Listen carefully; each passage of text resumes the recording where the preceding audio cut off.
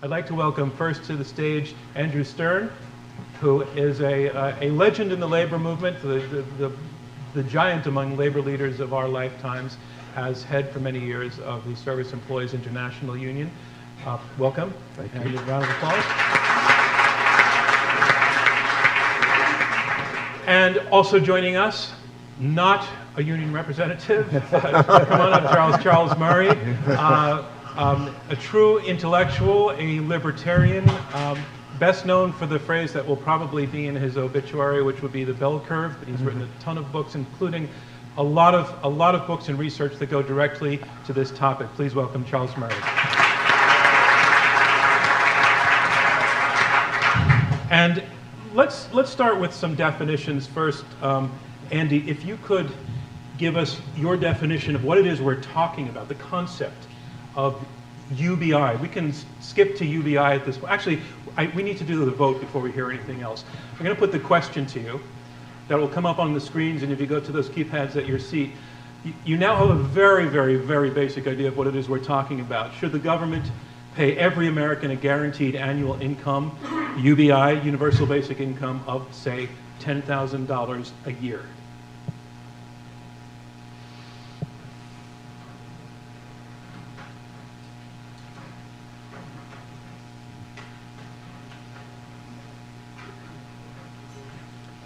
Okay, Andrew Stern, why don't you give us your crack at what it is that we're talking about here? So sometimes actually a name is accurate as opposed to natural food, which we talked about in the last session. Universal basic income is just this.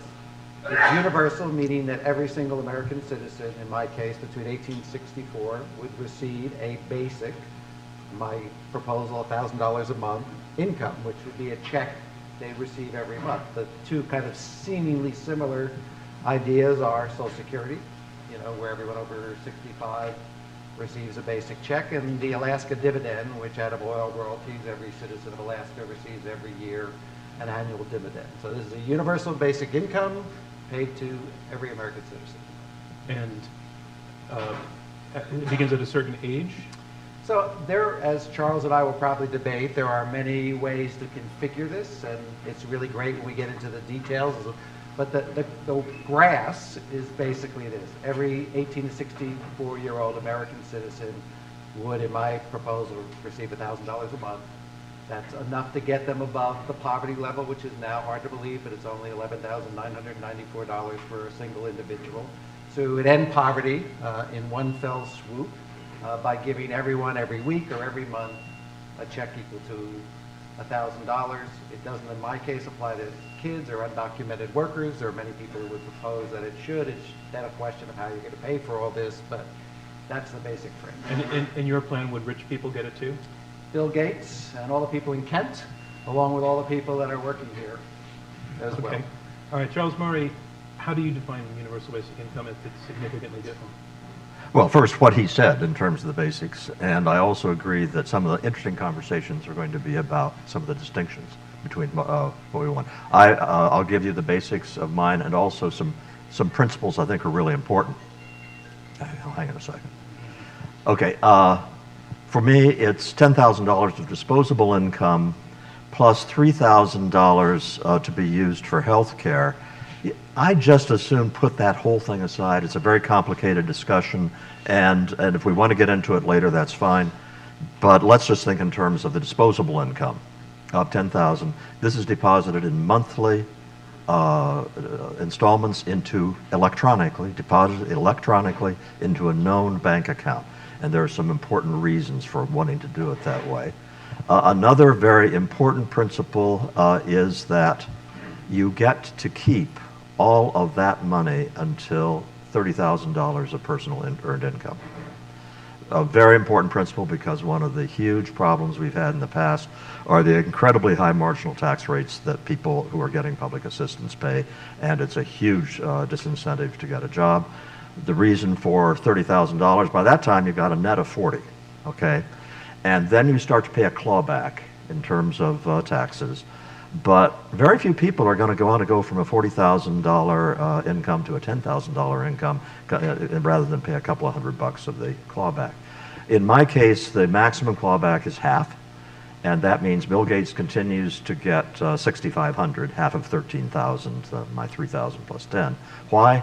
Because unlike Andy, I'm saying let's get rid of Social Security too, and Medicare for that matter.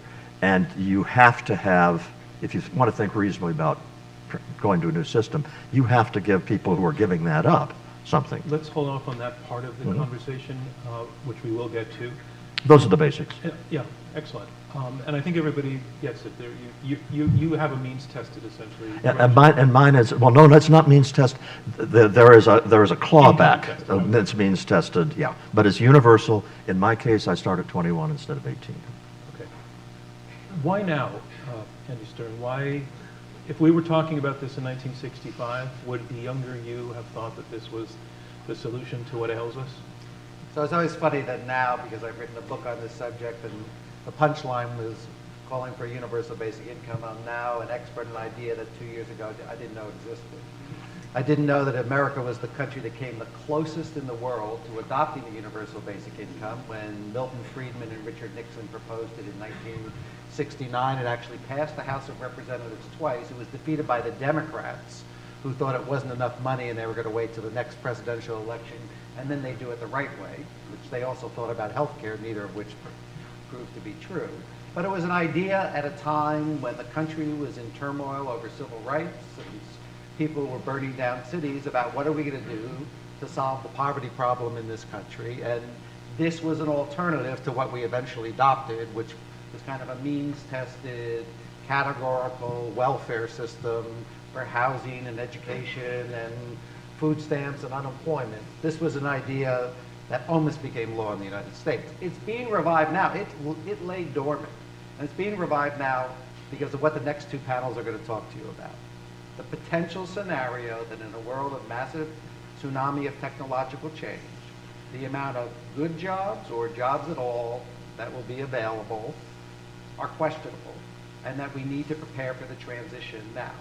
And that universal basic income, from technologists to Agnes Deaton, the last Nobel Prize winner, to Robert Reich or Joe Stiglitz, or many other important people in Silicon Valley, is becoming the idea that might stabilize and make this transition work, as well as prepare us for a different world when technology plays a much bigger role in our children's lives.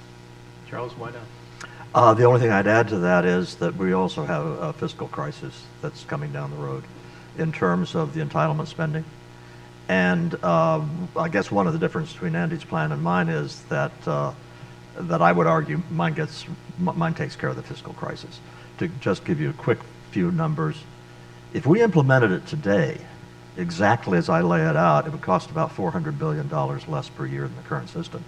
By 2020, and 2020 is only 4 years away, it would cost $1 trillion less. That's not the reason I want to do it. But the reason we are going to have major reform of the entitlement system of some kind or another is just the inexorable numbers, and this gives an opening for major reform, not tweaking at the margins. What then is the reason you want to do it? The reason I want to do it is because I think, first, Andy's point about we're looking at a future that we've got to prepare for because of the technology. Second reason is that I have a long history of writing about American civil society, which I think has been one of our great features in this country. It hasn't been perfect, but boy, when it worked beautifully. And it's something that's made America distinctively America. And it's fading. And I will make the case later in the hour that this plan will put the action back in communities for dealing with human needs. You'll have the money being paid, so you'll have a lot of economic support, but the actual action for dealing with them goes back to where it belongs. Let's talk a little bit about the apparent zaniness of the idea, by which I mean a lot of people will go, that's crazy, that just sounds nutty.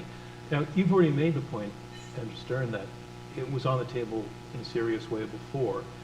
We've just seen it come up in Switzerland, but the fact that the Swiss said no so resoundingly, does that tell us it's really a non-starter? Well, first of all, the average income in Switzerland, median income is $74,000 a year, so people didn't really see a great need to solve any particular problems about poverty in the country. But the interesting thing was 40% of millennials voted yes, which is there is an age issue here amongst ourselves versus our children and grandchildren. And a majority of people, almost 60% of people, said they expected to see one in 25 years because of a variety of different reasons. So this is one of these issues, as I like to say about Uber. There's Uber now and Uber later. Uber now, we talk about the Uber drivers and what we can do to wrap around Social Security or portable benefits, lots of policies that may solve the problem of today's Uber drivers. Uber later is there's no drivers. And so we need to think about Uber later is what I'm really talking about. There is efficiencies and ways to make the welfare system. I used to be a welfare worker. That's how I started in the union movement of all places. And the odd thing was, you know, I was a 23-year-old white kid from suburbia telling African-American women how to live their lives. It was kind of insane. And the welfare system still looks a lot like that.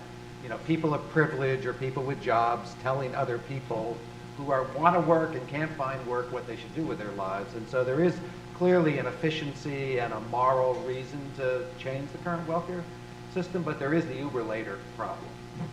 And Charles, the argument that you make rests a great deal on the notion of cleaning up the inefficiencies of the welfare system and entitlements in general. You do want to replace Social Security, Medicare.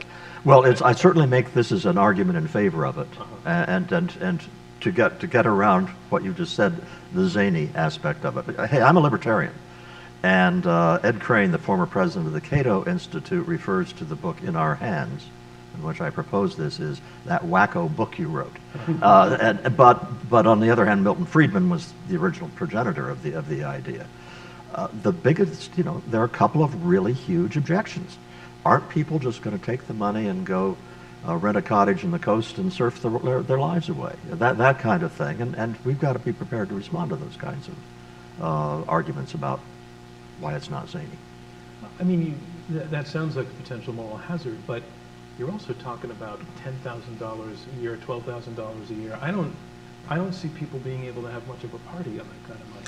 Well, think of it this way. You've got, here's your classic case. You've got 4 Californian kids who get together and they pool their 10 grand. They got 40. They work at part-time, low-paying jobs, and they've got enough to surf their lives away. So yeah, it can be done. And that's the whole, but that gets to another aspect of the plan I think that both Andy and I probably would emphasize. Can you live a terrific life on 10 grand a year? No, you cannot. But it makes it real easy to escape poverty, and not only escape poverty, but have a decent existence. So suppose you have a situation where a guy's minimum wage, let's say he's making 13 grand, 10 makes 23. And suppose now he gets married and the wife doesn't work, they have kids and the wife takes care of them, they're still up at 33 now. And you're talking about making it really easy to make a life for yourselves. Yeah, I like to say to people, for most middle class and upper middle class people like myself, and John was singing hallelujah to this proposition, you know, a lot of us provide parental basic income. You know, Yeah. Help with your kids' rent, help with insurance payment, take them on vacation. If he ever gets in trouble, give him money. It's this huge stabilizing thing in people's lives. If you go to Silicon Valley, there are no poor kids living in those garages. People who have the risk capital to be entrepreneurs are not poor people who don't have any money. You look at Detroit now with all this ridiculous housing problems they're having there, and you think, hey, those 4 guys, if they didn't want to be surfers, they'd get in a car, they'd drive, and have the money to get to Detroit. When they got to Detroit, they'd have the money to live in Detroit. They'd have some money to buy some building supplies. They could use their sweat equity, and pretty soon they'd have a house. Now, right now, they don't have the money to get there. They don't have the money to live there. They don't have the money to buy the building supplies. They just have the sweat equity sitting out in California, which doesn't do them any good because the housing prices are ridiculous. So there's all kinds of choices that people who have resources can make, and there's all kinds of choices we give our children who don't have resources but have a transfer of wealth intergenerationally that allows them to be stable and take risks. And I think we should appreciate giving that to everyone is a level of freedom, and I don't want to sound like a libertarian, but part of me is, that gives them choices and freedom that really is a wonderful opportunity for people. I want to piggyback on, because I'd never thought of making the analogy with the way we support our kids. It's perfect, because first place, I've got kids that I do some of that for. but I don't want to make it more than $10,000 a year, because I don't want to support my kids in comfort at the age of 23, 24. I want to give them enough that they can get over the hurdles of, I've got a daughter moving from one place to another, leaving her job, and guess what? There's a little subsidizing that I'm doing for that. But I'm not going to support her in comfort. The same thing for the guaranteed income. I love that analogy, and I will use it, and I'll try to remember to credit you. But Andrew, let's talk price tag on this. To give every adult in the country, let's say your number, $10,000 a year costs what? So I've only done the calculations, and they truly are in the back of the envelope, and I think it comes out to about 1.7 or 8 trillion dollars to do this. So it's nothing. No, really. It's just money. See, But I actually have a way to pay for it, which Okay, is interesting. So as opposed to Charles, who probably takes all $1 trillion. We should understand there's 126 transfer programs, welfare transfer programs in the country. If that's not a bureaucracy you'd want to make more efficient, I don't know what would. And I just want to say as an aside, in the book I wrote called Raising the Floor, I actually have a conversation obviously simulated, between Charles and Martin Luther King, who, in their own words, and they say the exact same thing, that we didn't ask for all these categorical welfare programs. We asked people to end poverty, and if you want to end poverty, give people money. And Michael Tanner, who is at the Cato Institute now, says the one thing the government does incredibly efficiently is write checks. So we should let them do the thing they do the best and get rid of the 126 programs. I don't. I say there's $500 billion probably of existing welfare. I don't think we can build this on top of what we have, but I do leave out health care. We'll get back to in Social Security. There's another, I was on the Simpson-Bulk Commission. There's a $1.3 trillion in tax expenditures. Let's just take an equal amount, and that's mostly middle and upper middle class people and above. Let's take $500 billion out of there. If we can take it out of one form of welfare, we can take it out of another. So now we're $700 billion short. So you can decide what you want to do. We had a financial transaction tax for 50 years in this country. We now have a Tobin tax and other taxes in Europe for financial transactions. That's $250 billion. Now we're getting closer. So you can then choose. We're the only country in the world that doesn't have a value-added tax. Only industrial country or a developed country doesn't have a value-added tax, 5%, an asset tax, carbon tax soda and sugar. There's lots of ways you can do it. We will get there at some point, sadly, because we will have so much economic disruption in this country. People will do the risk analysis as they did in 1968 and say, we better give people money because it's just about protecting my Ferrari when I drive it into the gas station. I'd rather pay someone to clean my window than break it, as someone once said in the Bill Buckley debate.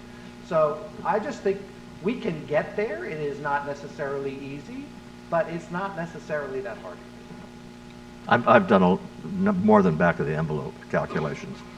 But you know what? Rather than try to go through any of those, I'll give you the opening to the book, which is the short statement of the argument is this country spends about $2 trillion a year on transfer payments of one kind or another. And we still have millions of people in poverty and millions of people without adequate health care. That's crazy. Only a government could spend that much money that inefficiently. The money is out there that we're spending. We're just spending it very, very badly. And you're both placing a bet on people being grown-ups and being able to handle the money themselves. Well, I'm not. I say to people always say to me, are people going to go drink, when they get the money?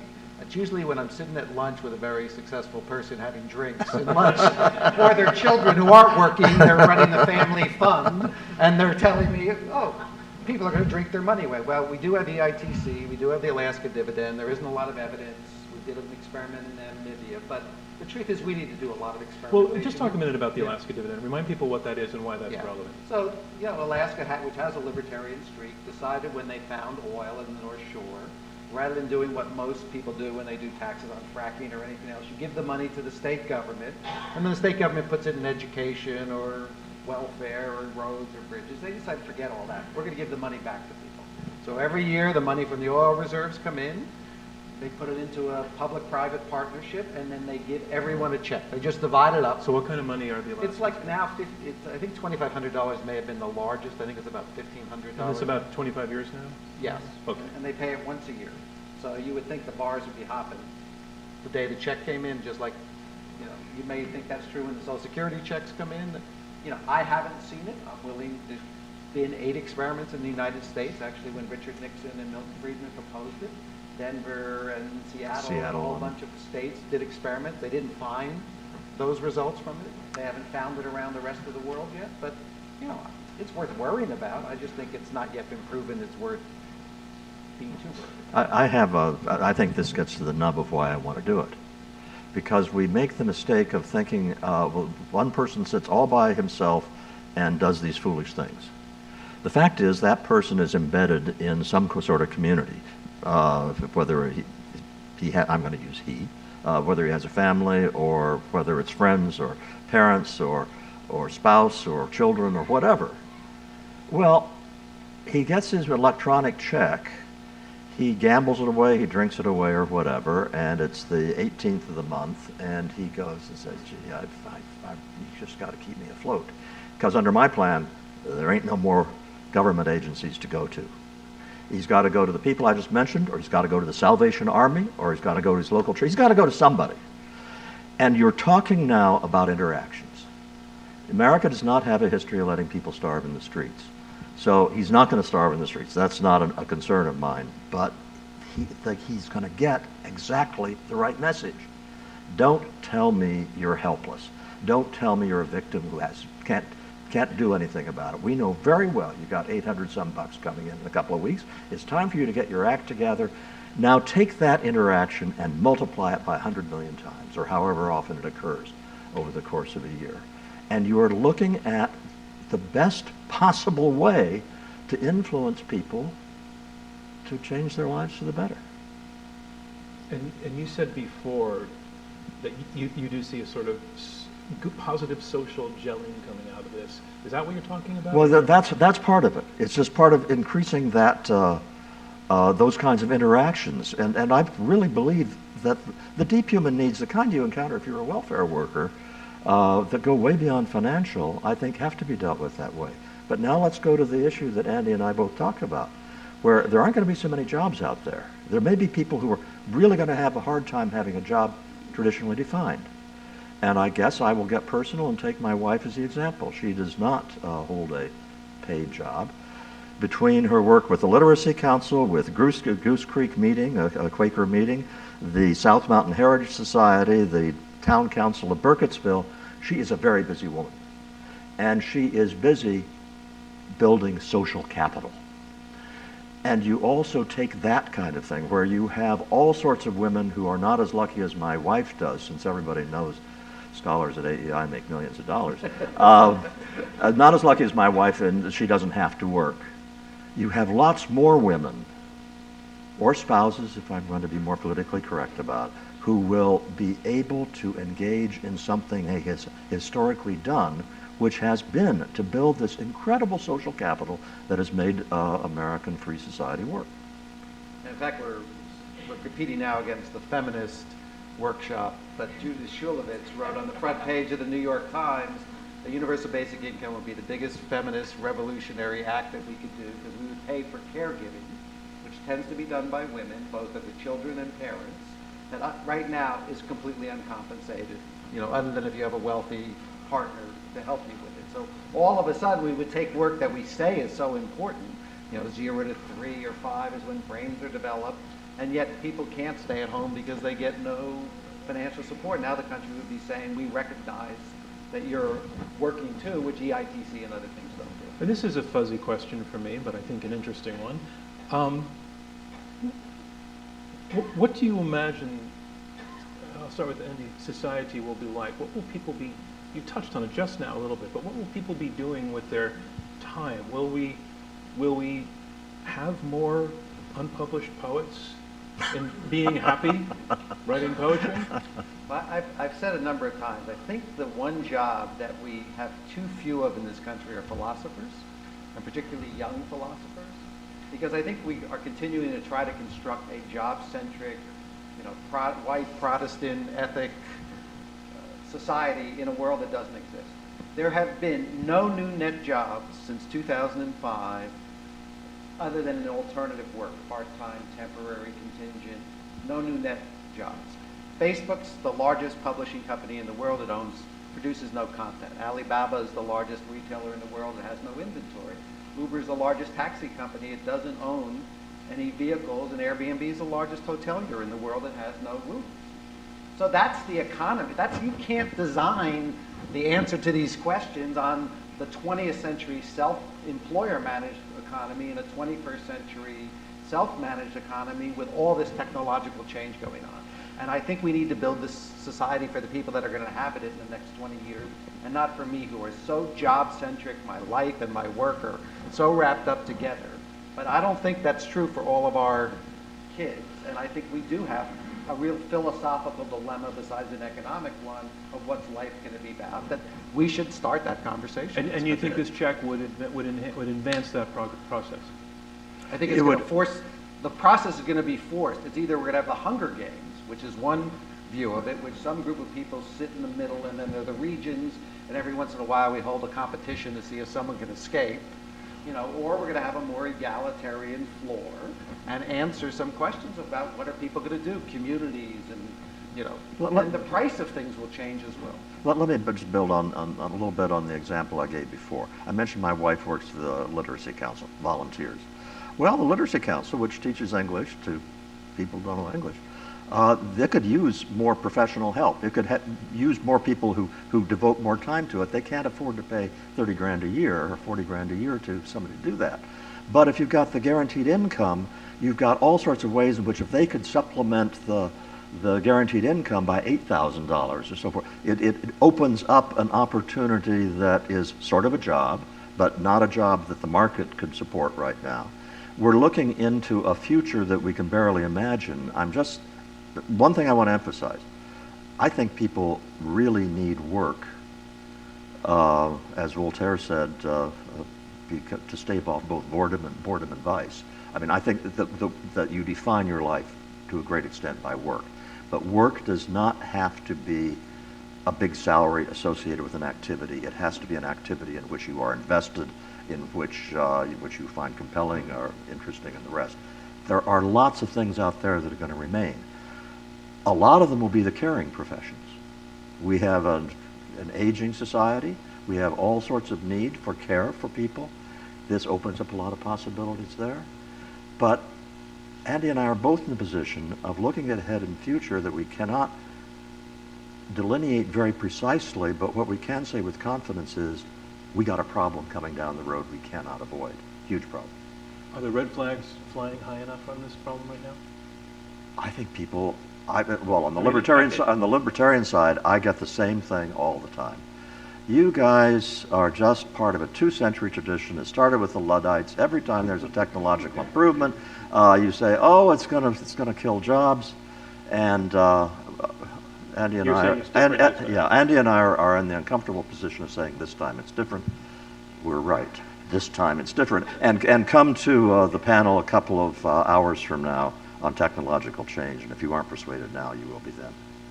And I just look at it in addition to that as, what would the military do if it read research from people that provide advice to companies and countries? So you have McKinsey, you have the World Economic Forum, you have Boston Consulting, you have Deloitte, you have Bill Gross, you have Larry Summers. I mean, the list can go on and on of people that are predicting a massive disruption, whether it's temporary or permanent. There will be a disruption, and if people don't remember, and I didn't, but read about it, the Industrial Revolution, we did find enough jobs. It was a horrible transition for all kinds of people, during that period of time. And so let's assume there's a scenario, and let's assume it's like the wildfires or Sandy, and people are telling you, you know what, it looks like that fire is coming to your house. Now you can say, the fire never came to my house. I've been here for 50 years. There's never been a fire hits my house. And you can say, and I don't care what the Forest Service says or the Weather Service says, because my neighbor tells me there's never been a... Or you can start putting water, empty your house out of all the goods, and prepare for the scenario and pray you never use it. And I say about universal basic income, let's figure it out. Let's test it. Let's model it. Let's have it in a drawer. Maybe we'll be lucky and we don't need it. I don't think so. But the idea of let's debate this for the rest of our lives and put our kids and grandkids at risk is ridiculous. It's the poorest risk management a country can take on. What do you think is its currency now, its acceptability? I mean, how do you de-Zanify this idea in the public mind? I tend to hear from people who like the idea, but that's selection bias. There is no pushback against the notion that the current system is really crazy. It used to be, say, look, if we're spending $35,000 per year on per poor person, let's just give them the money and we'll end the problem. And it turned out that wasn't economically feasible for a long time. I tried to price this out back in the 1980s, and I put the article back in the drawer because we couldn't afford it in the 1980s. We are now at the point where we really do have the option to do it. The problem is that we have a government which is in a state of advanced institutional sclerosis. That's not my phrase, that's a guy named Mansur Olson, which is proving really unable to make any major changes. The nice thing about the financial crisis coming down the road with the entitlement programs is that there is a cliff, and maybe that'll force things. And I keep saying that the secret weapon here is Justin Trudeau. Because across the border in Canada, Justin Trudeau's father conducted a universal basic income experiment when he was the prime minister. His Liberal Party in its platform calls for experimentation on universal basic income. There are discussions underway in Quebec and Ontario about doing experiments. I think Justin Trudeau, as opposed to, in all due respect to both of our presidential candidates, is seen as young, vibrant, and the future. And his ideas, I think, will carry a certain amount of weight. He has in his cabinet a person who wrote a book on universal basic income. And I would think between that and experiments that are going on around the world, and watching when we now heard that Uber driverless cars are coming to Pittsburgh next week, right? People will be behind the wheel, and that Ford just announced by 2021 they'll be producing driverless cars without steering wheels. So we're not going to even have the driver have the potential to do it. I think people are going to get scared very shortly. The largest job in America in 29 states is driving a truck. There's 3.5 million truck drivers in the United States. There's 5.4 million people in insurance, auto repair, rest stops, motels, gas stations. 29 states, the largest job. We already have auto, which is retrofitting trucks. We already had one truck drive 4 other trucks not physically connected across Europe, from one end of Europe to another. I mean, this is not fantasy 30 years from now. It is coming fast. The acceleration of technology, as was talked about this morning, is really massive. The curve goes like this, and we're beginning to see what was science fiction become reality, and we need to prepare now, and I think that's going to scare people and force us to look at different ideas. Let's go to some questions. Again, I just want to remind you, a mic will be brought to you. We appreciate it if you would tell us your name and then ask your question. Right down front here. The mic will be brought to you. A second.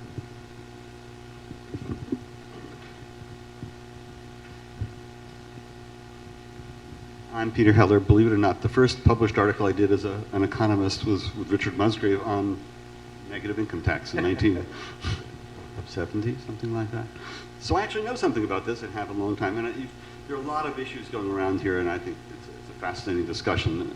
There's a lot of complexity, a lot of details that have to go into it. But I read an interesting book this year called Evicted, which is really worth everybody reading about the housing problems of the poor.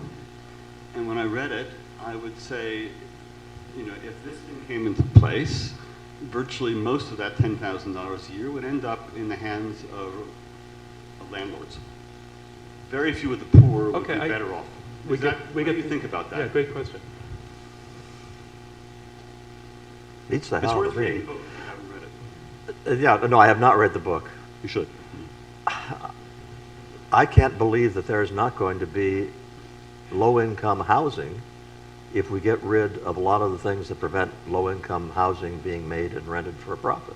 I don't see why intrinsically housing should be a special problem any more than other consumer items are. But I'm not an expert on And housing. most of these people in Milwaukee, this low income. Sir, actually, I'm going to ask you to chat in the tent afterwards. Yeah, I mean, I think the question we don't know the answer to is will it change mobility patterns? Will it change living patterns? Will people have a chance now to go because they don't need to find a job before they go there to a lower cost? Will they move into places where land is cheap? You know, I think that's why we need to do an experiments, right? Because I think we need to see what it is. Some people argue Pell Grants raise college tuition. Other people say it doesn't. And, you know, I think those are all good questions. In the back near the wall there? Ma'am? Yeah. Well, go ahead and then, yeah, you nodded back to me. I have a quick question about women and this problem, and specifically single mothers. I saw no stipend for anyone under 21 in your group. So what does the single mother, teenage mother of 3 kids, do when she can't afford childcare, she can't afford, and welfare takes care of this. We have WIC programs, we have some very good programs Okay. for feeding our kids. You nailed the question right away. Okay, finally I have a chance to reinforce your worst expectations of me. You are going to have teenage girls looking at their older girlfriends who have turned 21. Some of them are going to be getting their income and they're going to be spending it on an apartment, they're going to be spending it on education, on other things. Others are going to be spending it on diapers and childcare and other things like that. And there will be a lesson in there. What the guaranteed income does is provide an income stream. And a child is a drain on that income stream. The current system generates an income stream for a child, a completely different set of incentives. What does the one who's below 21 not getting the money? Well, there are going to be she goes to her parents. She goes to her friends. She perhaps gives the child up for adoption.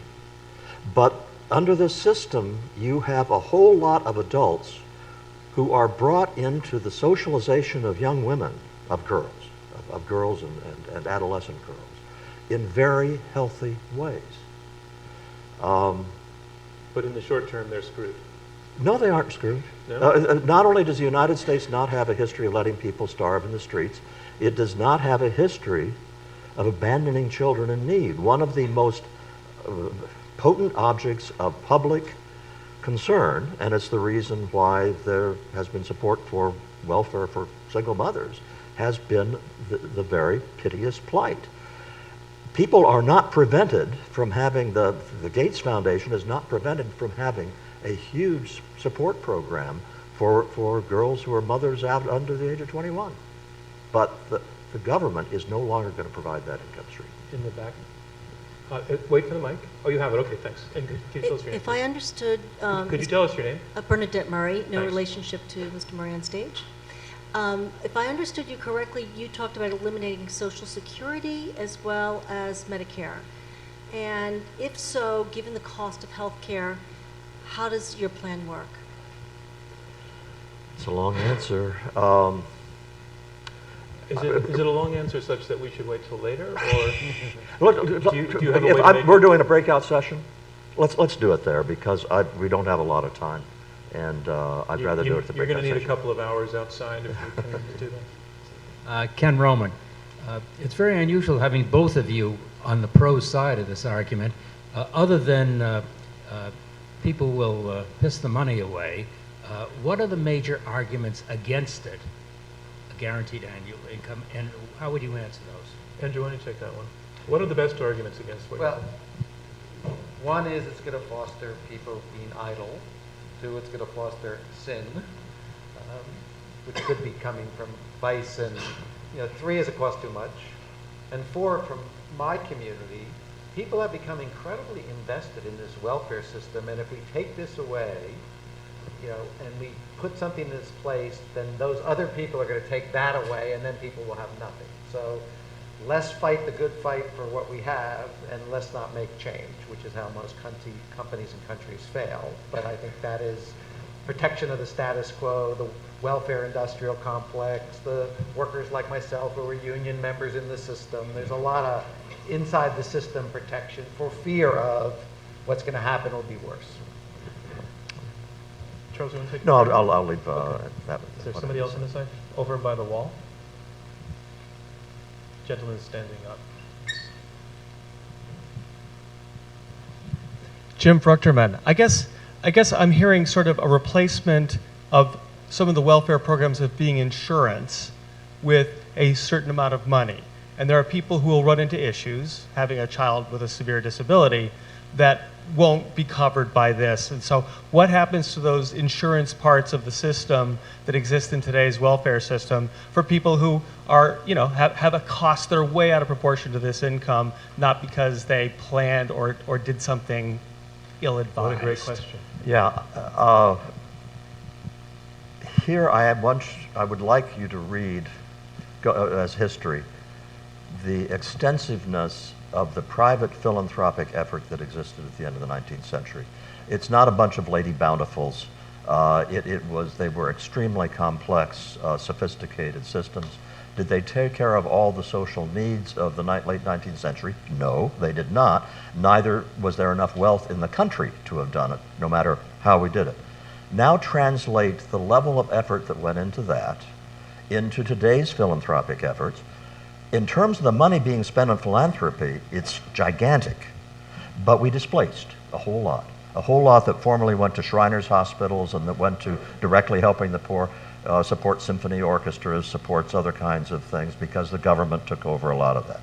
By replacing the entire welfare system, you can say I am being naive in saying the Americans will step in, and for the severely disabled child, there will be a whole lot of well-financed philanthropies that are going to deal with that problem.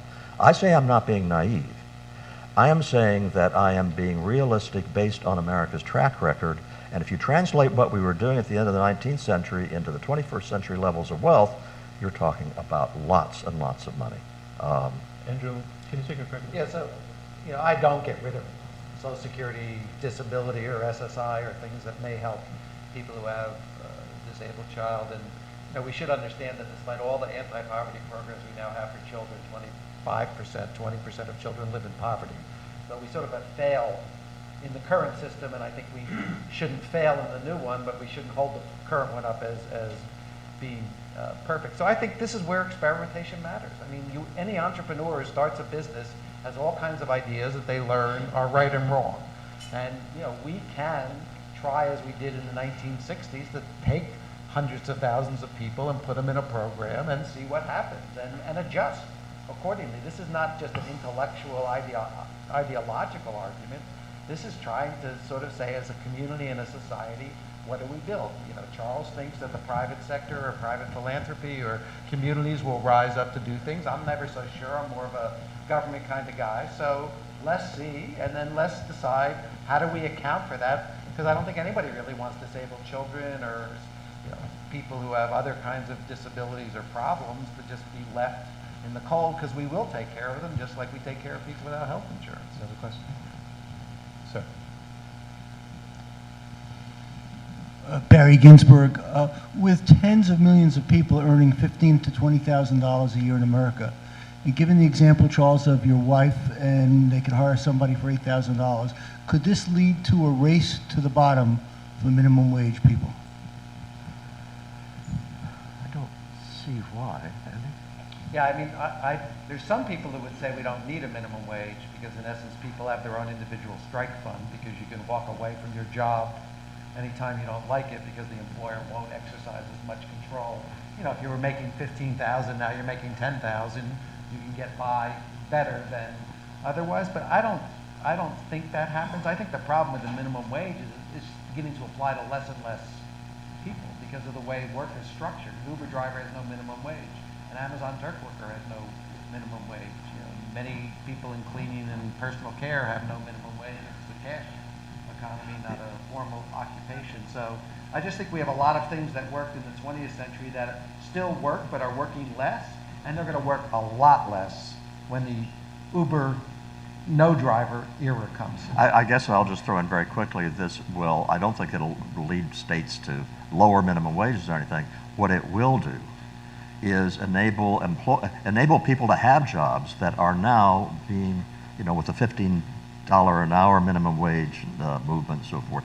You have all sorts of entry-level jobs, and the rest of them are just disappearing, and it'll make it easier for them to remain, I think, the universal basic income. Over on the right. The mic's coming up to the front. Second row, please.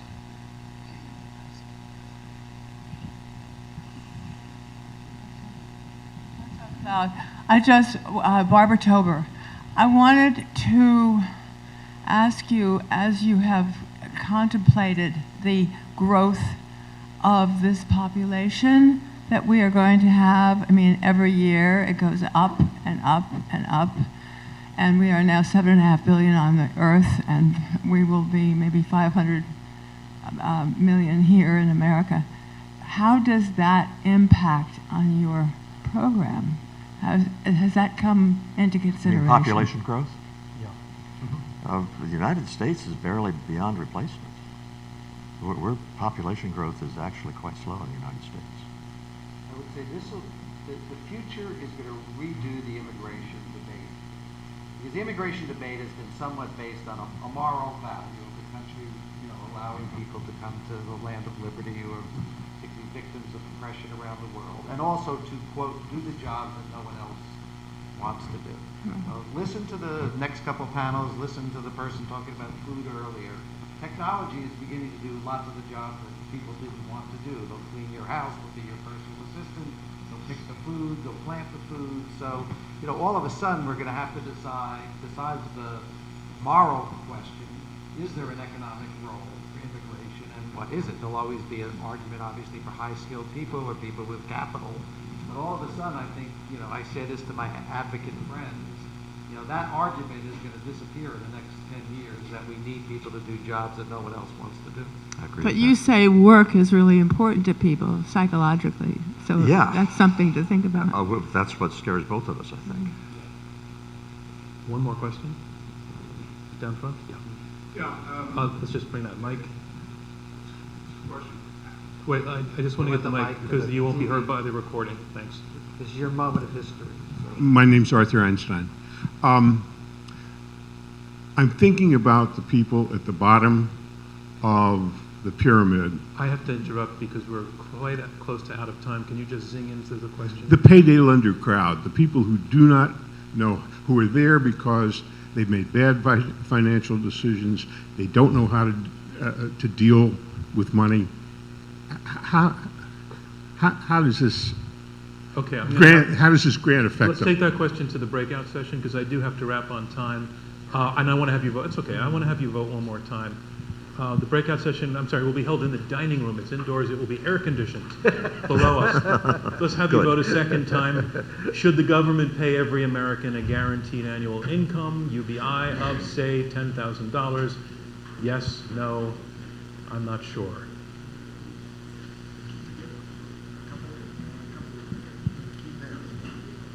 While we're waiting for the results to come from that, I have not read Charles's book yet. It's called By the People. It's downstairs at the table, and Charles will sign it for you. I have read Andy Stern's book. I loved it. It's the portrayal of his... Oh, that came fast. Anyway, this is a good book, great book, and I suggest you buy it. And you see the results beforehand. The yes side, actually the yes side has gone up, the no side has gone down. It seems our two panelists have been very persuasive. Is this the first time that you've appeared together? We've never met each other, and we went the whole hour, and I don't think we disagreed in a damn thing. No. I think you're very cute together. You should take this on the road. Thank you, everybody, very much.